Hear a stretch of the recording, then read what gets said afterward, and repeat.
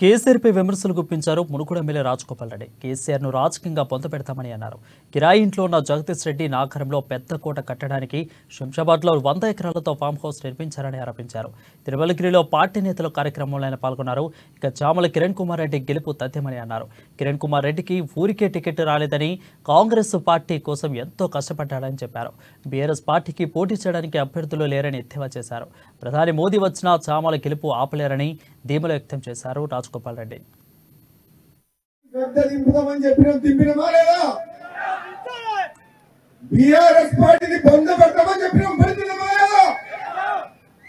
మరి ఇటువంటి సమయంలో ఎవరో బోర నర్సరీ వస్తే గెలవనిస్తావా? జర్రాల మిస్ అయింది. సూర్యాపేట పెట్టాడు.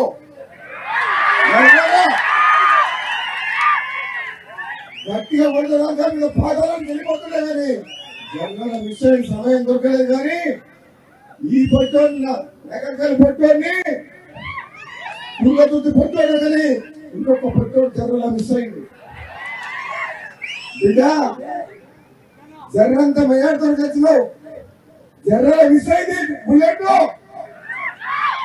ఈసారి చూసుకుంటావు ఈ సంగతి. ఈసారి ఎక్కడ చెప్తున్నావు నువ్వు? నీకు నీ బాసు కేసీఆర్ కు అడ్రస్ లేకుండా చేస్తాం. తెలంగాణ రాష్ట్రం అంటే కాంగ్రెస్ పార్టీ ఇచ్చిన తెలంగాణ పేరు చెప్పి కేసీఆర్ కుటుంబం నువ్వు దోసుకున్న చరిత్ర మీది. తెలంగాణ కోసం ప్రాణాలు ఇచ్చిన చరిత్ర మీది. పోరాటం చేసిన చరిత్ర మీది. రూపాయలు లేనివాడు కిరాయి ఇంట్లో ఉండే